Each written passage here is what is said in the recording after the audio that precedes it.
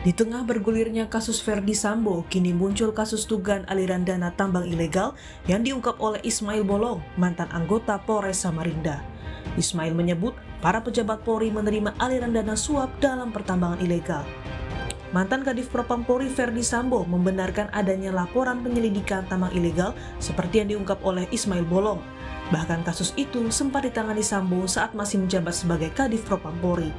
Anak buahnya mantan Karopaminal Divisi Propam Polri Hendra Kurniawan mengaku ikut memeriksa sejumlah petinggi Polri yang terlibat kasus dugaan aliran dana tambang ilegal. Pak, Bapak sempat menandatangani laporan pengaduan Pak hasil tambang ilegal di Kaltim Pak.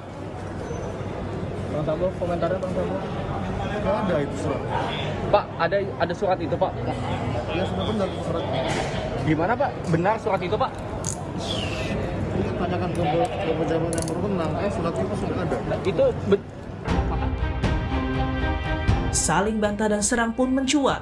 Melalui keterangan tertulisnya, Kabareskrim membantah dirinya terlibat dalam kasus tambang ilegal ini. Dirinya menjelaskan, "Saya adalah penegak hukum, ada istilah bukti permulaan yang cukup dan bukti yang cukup. Maklumlah, kasus almarhum Brigadir Yosua saja mereka tutup-tutupi." Kabareskrim menambahkan, "Saya mempertanggungjawabkan seluruh pekerjaan saya kepada Allah Subhanahu wa Ta'ala, arahan Bapak Presiden kepada Kapolri dan tuntutan masyarakat yang sedemikian cerdas." Sementara jaringan advokat tambang atau Jatam menyebut jika Polri dalam aktivitas tambang berperan sebagai penjaga keamanan hingga pemodal.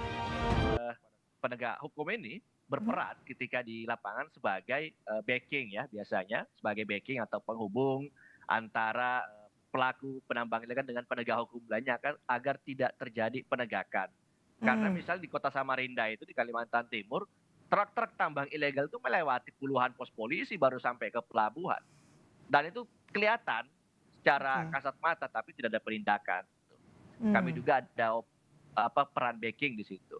Lalu yang kedua, biasanya peran-peran polisi ini sekaligus sebagai penghubung kepada pembeli gitu.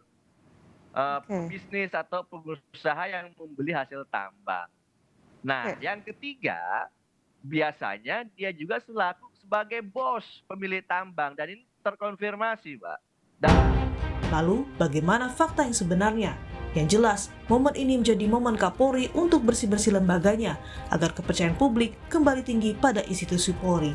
Tim Liputan, Kompas TV.